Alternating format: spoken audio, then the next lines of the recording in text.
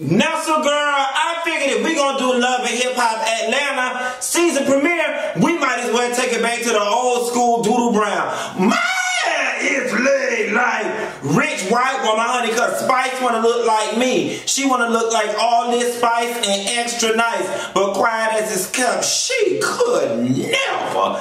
Now, girl, did you get into last night's season premiere? 2-hour season premiere of Love and Hip Hop Atlanta. Now, girl, when I left yoga this morning, I was prepared to come in here and give y'all Love and Hip Hop Atlanta, give y'all Love and Hip Hop Miami reunion, and give y'all Married to Medicine LA.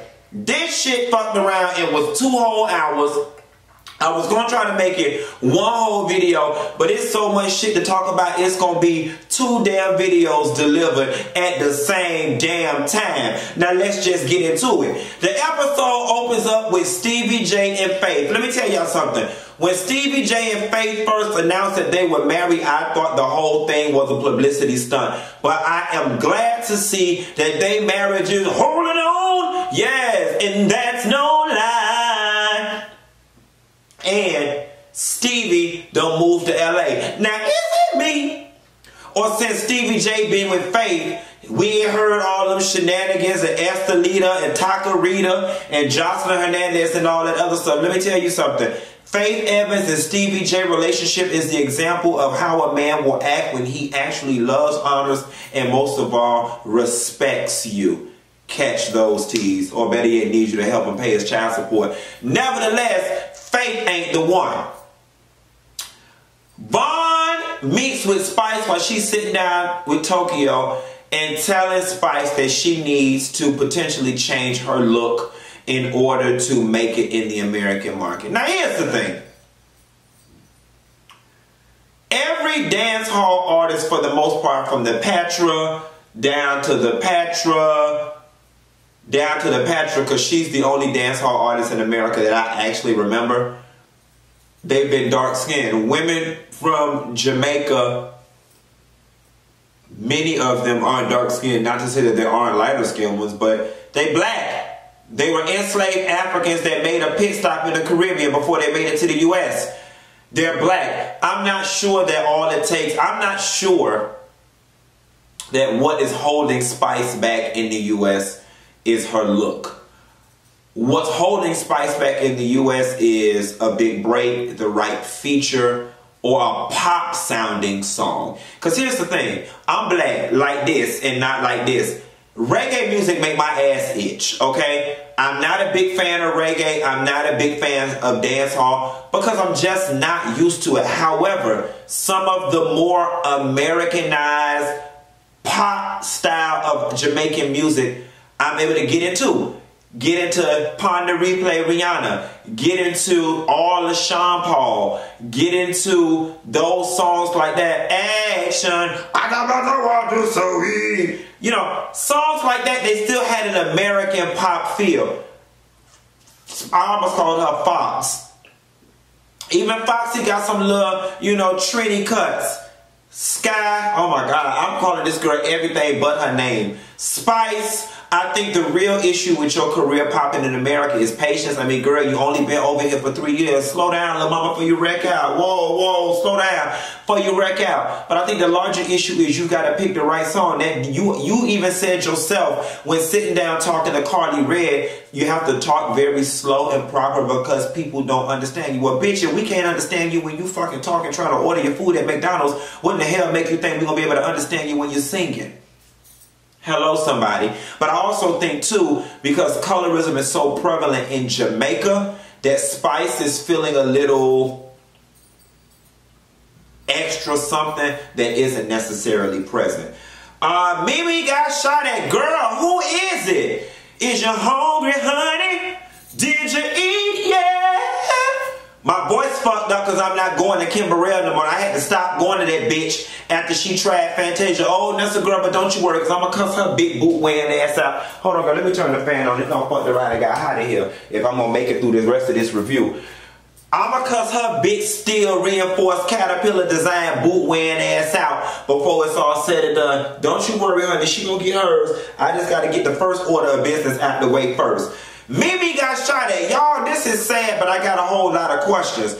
First and foremost, how did the man get in your damn garage? I mean, maybe he pried the little side door open, because I was thinking the garage door, you would hear it when it opened. Maybe he pried the little side door open. But don't you have an alarm? Didn't you hear a beep for the man to have been in your car? Now, there was a 911 call and a bullet in her car, so by no means am I second guessing that it happened.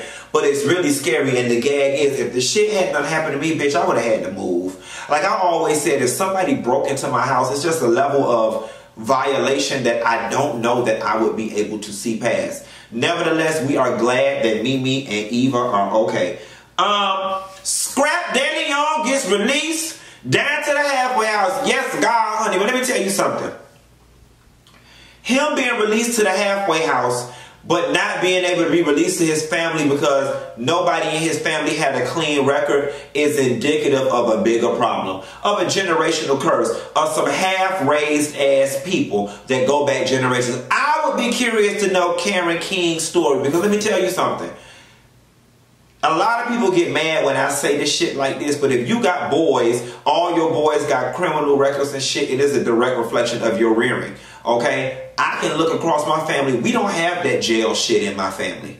We don't have it because we was raised right. Now, we got a couple other things, you know what I'm saying? And everybody got something in their damn family. But all that prison time and robbing time and street, we just was not street people. And no, not all of us came from money, and many of us were poor, but we just were not street people. And because of that shit would never, you know, it was just, that shit is embarrassing. When nobody in your fucking immediate family got a clean record, you really need to get your ass off of Love and Hip Hop and carry your ass to the Iyanla, fix my life, and then after that go to see if you can get your shit expunged or adjudicated or whichever one of them legal words y'all need to use. I don't know none of them because, bitch, I ain't never really been down there in the system like that. Nevertheless, we glad to see you at least out of one prison and into a Martha Stewart kind of prison or whatever the case may be. Mama D at the damn club with KK. That was some funny shit, but Mama D, you becoming a real one-trick pony with being sexy and sassy over 60. Talking about she 55, girl. Well, I guess Mama D. Nevertheless, I really do want Mama D to start dressing a little more age appropriate. Because here's the thing. Karen King is an older woman and she dresses very nice and very fly. I don't know why older women, older hood women equate revealing with young. And the gag is, Mama D, the revealing shit that you wear, it look cheap as fuck. Like, it really do look like some of that AliExpress, Instagram, boutique bullshit. And not from the high-end ones, but from the girls that got 300 followers and to meet you and sell you the shit out the trunk. You know what I'm saying? But then again, you know, Mama D, you from the hood of Georgia. You used to buying your clothes and stuff at the trunk and from the meat store and from behind Kroger and any damn where else they could open a stolen box that fell off the truck. Nevertheless, we gonna need you to get it together. I got another question. Mama D revealed that Scrappy, Bambi, and Bambi Mammy staying with Mama D. Now, quiet as it's kept, when y'all staying with Mama D, y'all know y'all got a damn problem because Mama D don't have more damn addresses, goddamn it, than the damn post office since this shit done started. You remember when the show started, she was pissed off with the people because the place didn't have no amenities. Meaning washer and dryer and stove and refrigerator. She called that amenities. When last I checked, the amenities was the gym and the spa room and the wine room. Nevertheless, she ain't never lived classy like this, so she don't know about it. But it lends a better question. Scrappy and Bambi, where the fuck y'all stay? What happened to that big ass house Scrappy was staying in Alpharetta? Then he was roommating with Jock. You know, Bambi has been pregnant, and even prior to being pregnant, I don't know what she was making, but you know, she was getting a few bookings here and a few bookings there. I'm sensing financial trouble. And this won't be the first time, because shit, when Love and Hip Hop got started, Mama D, them had cars and apartments and shit in Diamond name. Okay, yeah, some crime mob, nuck if you buck, if you ready to fuck, okay? I don't make the news, I just report it. You know, I'm feeling real messy today because, you know, white women be messy and then they start crying because they didn't mean it. They be racially insensitive and then they play culturally stupid. I'm doing all that shit today. I am invoking the power of the rich white woman. Honey, I get to walk around this earth, say whatever the fuck I want to say, do whatever the fuck I want to do. without any consequences. So bam, there it is, bitch. Where the fuck is y'all money? Carly Red is engaged. Hey, Carly Red. Carly Red, you don't have about as many men on this show as Mama D had addresses, okay? Let me tell you something, Carly Red. I hope you don't even wash your sheets when you invite all these new men in your life. I hope you burn them shits. You know what I'm saying? Like, don't do that. You like, it's a damn shame that we live in a world now you got to go around people's house and ask them how many different people you don't fuck on this same set of sheets, because it's just some shit washing powder and bleach don't get off. And I'm talking about bad spirits, especially when people laying in wet spots and ejaculating and licking and flicking all in your sheets. That's spirits. And that shit get in your sheets, it get in your mattress pad, it get all down in your mattress. Y'all hoes right here worrying about crabs and bed bugs. You need to be worrying about the spirits of the cum. Okay? Let me tell you something. I know about it. I used to be a hoe back there because the spirit of the cum had encapsulated me. It had to wrap its arms around me and got hold tight of it, baby. But I got that shit off me. I got it off because I had a praying grandmama. Tommy assaulting her daughter. You know, Tommy, you in another situation like KK and them, and it's just so funny because we've seen Tommy's mom and Tommy's family, and we completely understand Tommy's situation. Tommy about can't have help how fucked up she done turned out. But Tommy, real talk, you need to get your ass the fuck off of Love and Hip Hop, and I'ma send you to a couple episodes of Iyanla Vanzant Fix My Life with some follow-ups with Dr. Phil, because it's like, even in the clip, she said, I'm tired of being known for just going to jail. And bitch, stop going. And then you try to marginalize and diminish the severity of what's going on by saying it's an old charge, it's an old charge. Well, yeah, bitch, if you keep doing shit then getting caught 6 months later, it's going to turn into an old charge. Stop already. Like, at the point in which you pull up your rap sheet and you see, okay, I went to jail 1 time, 3 times, 13 times, 47 times. At what point do you stop and take an introspective look at yourself and say, you know what? This can't be all the world. Some of it got to be me. Tommy, you done been to jail 11 times. So I'm going to write the first 500 times off to the police and the world was fucking with you. But girl, I'm going to need you to take accountability for the second half, for the second 500. Enough is enough. You are a pretty girl. Cut this motherfucking shit out. You got the money right now. You so bold and bad, you'll run up in a bitch face and fight, but you won't run up in a fucking psychiatrist face and get some help. Or a psychiatrist. Like, that's the real bad bitch who vulnerable enough to be bad enough to run up in that bitch face. Run your ass. Listen, you ran down to the food stamp office and the welfare office. Run your ass down to the doctor's office. Okay. Spice being away from her kids. That FaceTime scene was a very tough scene for me, especially when her son said, why can't you get a regular job like normal persons? And it's so sad because, you know, as an entertainer, you want to pursue your dreams and you say you're doing it in the name of giving your children a better life. But Spice, you have to find some work-life balance really quickly, because what's going to end up happening is, I always say this, y'all, you're going to pay on the front end or the back end, but you're going to pay. Alright, you out here getting money right now when your children telling you they don't want money, they want their mommy, they want love and attention, and they would be content with you being a social worker down to the food stamp office making $50,000 a year. You know, living a regular person's life. Move your kids down there and live real regular, bitch. You can be an assistant manager at Target and still ball. Check out everybody at the club. You can still get lace fronts and bags. Call Mama D, bitch. She know how to get you apartments, get you clothes, get you hair. Call any of them damn hoes in Atlanta. Rashida give y'all a box of clothes, a donation, Candy. You know, Candy got Candy Care. She be giving out hams and shit. Tyler Perry be getting people groceries and stuff. You well connected down to the Atlanta. You ain't got to work that damn hard to give your kids a better life when they want to see you. Because what's going to end up happening is your ass going to be on Iyanla Fix My Life in about 10 years when your kid's 18 cussing you the fuck out and having babies all over the damn place. They're disrespectful to you because you was not present. Get yourself together, Spice. Now, Eva, Mimi daughter, kids grow up so fast.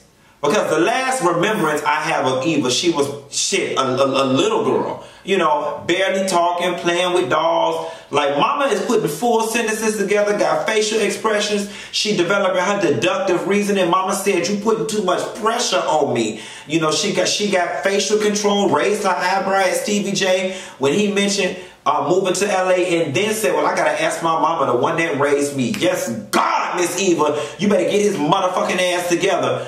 I'm not a parent. I don't have kids, don't claim to be. So I don't quite understand the severity of the whole Mimi Faith and Mimi wanting to meet Faith first before Eva met Faith. Only reason why I don't understand the severity is because my logical mind kicks in. It's like, well, I mean, in terms of Eva's psychological development and emotional development, or the impact on her psychologically and or emotionally, he's married to Faith and was going to meet her one way or another. So what does the preemptive meeting with you, the mother, do as it relates to the well-being of the child? Or does it have nothing to do with the child per se and just a peace of mind that you want to gain as a parent? I'm sure some of you ladies out there in the comments will drop down and fill me in. Scapp done found him a half-sister. Well, Karen King done found a half-sister to get Scapp out of jail. Now, when I first heard that shit, I was like, sound like a motherfucking scam to me. And Karen about to carry her ass back to motherfucking prison for scamming. Like, bitch, she don't fuck scamming out of Neiman Marcus. She don't scam the bitch out of jail. Now, let me tell you something. I know I ride for Marlo Hampton and her level of scamming, but bitch, you know you got to be an old-time scammer, okay, if you could scam a bitch out of jail. Karen King done went and found a whole motherfucking sibling. Yes, God, bitch, and then some. And every other God, bitch, that I can't think of right now. How you do that there? From prison to the halfway house, we don't care. Hey, bitch, how you do that there? Karen King, I want that voodoo that you do so well, honey. Post some in a cup and let me drink it, because I need to know how to do that. It's a couple bitches I need to scam up out my life. See, I don't even need to scam them up out of jail behind security gates and security guards and security alarms. I just want to scam their ass the fuck up out my life and maybe into somebody else's home. Call me, Karen King, you got the number. Is it me, though? And I don't mean no harm. But Scapp, he is not attractive in the face at all. Good God Almighty, he ugly. And it was something that was somewhat attractive about him when his first season. But bitch, you ugly. Like not a not a little bit, like a lot of it on the left hand side and the right hand side, and especially down the middle. Like you know, no. Most people go to jail, they look finer. Bitch, you came out, is you doing facial exercises? It looked like you was doing curls, doing cardio, and doing sit-ups with your damn nose, bitch. You need to get that shit together. Karen King, you need to scam his ass one of them Kim Kardashian makeovers, because that bitch is ugly. Last but not least on this Scapp and Karen shit, I'm not buying this shit with this daddy. Karen, you full of shit. And you steady scamming these kids, and you know more about these damn kids than you is letting on. You know more about these kids and this daddy than your ass is letting on. You was lying. You knew good and goddamn well that man wasn't dead. Speaking of being a rich white woman, honey, Spice carried her ass down to the rich black woman and tried to ask that lady, could she look like me? That lady told her, bitch, you need to go get a psychological evaluation. Spice got all offended. If you get to feel it scratched up in your chest, that's exactly what Spice got to do and ask the rest. And damn near got put out that lady doctor's office that rushed out of there. Blackfish wasn't with it. She was like, I'm going to go get it done. And Blackfish say, and I'll be here to assess the risk after you do it and make sure you're healthy. Yes, God, for the Dr. Jackie Reed, real classy base. I'm not going to get down in the gutters of Kingston with you and do all that. But Spice said, oh, don't you worry, baby. I don't need you to do it. I'm going to go off of Jamaica and get the right link. Yes, God, the right link. She going to get the right connect. Meaning the Marlo Hampton of Jamaica going to meet her behind the Kroger of Jamaica and give her the stolen bleaching cream in Jamaica. That Jamaica funk, that's what it is. Let it get into you and spread it all over your face. And don't let it get into your organs because of the risk. Last but not least, honey, Mimi and Spice get to arguing over everything nice. Spice, you know, you're real aggressive with it. And here's one thing that I will say about Spice. You know, we looking and we laughing and we poking and we prodding and we having fun with Spice. But I appreciate the fact that Spice is smart enough to create fake controversy to spread awareness to a much larger issue. It is obviously something that has been on her mind and has affected her. And I believe, and I may be mistaken, but I believe that it may affect her harder being from Jamaica than American women. I'm not for certain on that, but I just know every time I get on the YouTube, I get these suggested views about people bleaching in Jamaica and how people in Jamaica look down on people with dark skin, and how fair-skinned Jamaican families don't like their daughters to date dark-skinned boys, and how colorism is just really big and strong over there in Jamaica, and that is why they are so comfortable with bleaching. On the episode 2, her and the friends were talking about, you know, oh, Jamaica is much more common thing and it's much more comfortable. Yeah, but it's not because y'all are more progressive. It's because Jamaicans are more fucked up when it comes to this colorism shit. And that's a girl. At any rate, bitch, it was a 2-part situation. And for me to run both parts would have made this video too long. So I'm finna hang up off the line with part 1 of the season premiere. And I'm gonna call you right back with part 2. Back.